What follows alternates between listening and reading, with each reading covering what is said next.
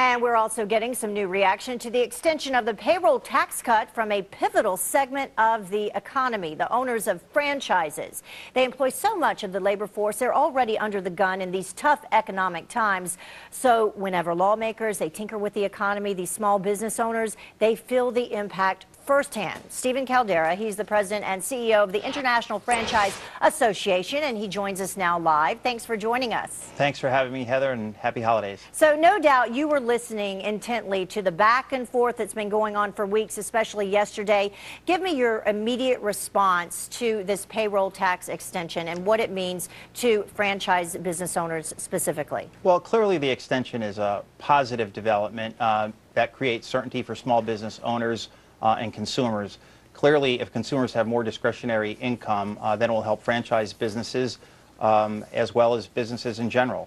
But it's a Band-Aid approach, and what small business owners really need is long-term comprehensive tax reform, lower rates at both the corporate and individual levels. Yeah, and we're talking about some 750,000 franchises. It's a $440 billion industry employing about, what, nearly 8 million people. So definitely affecting a lot of families firsthand. Absolutely. And when we're still struggling through a very challenging economic and public policy climate, this was critical. And we just finished our 2012 economic forecast, which was predicated on the payroll tax holiday being extended, and that forecast calls for 2.1% growth in terms of jobs, 168,000 new jobs in 2012, 14,000 new establishments based on 1.9% growth.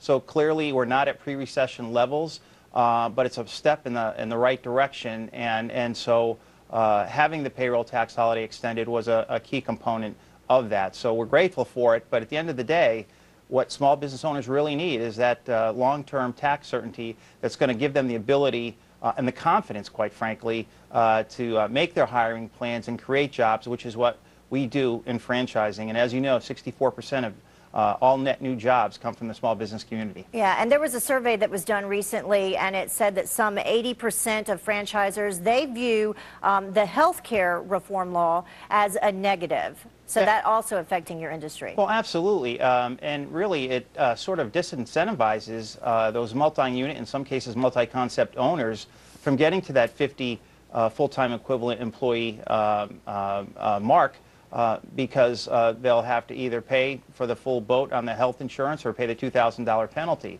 So it's a critical component. And when we're still working through a tough regulatory environment, credit access remains the #1 issue in our industry alongside comprehensive tax reform and health care.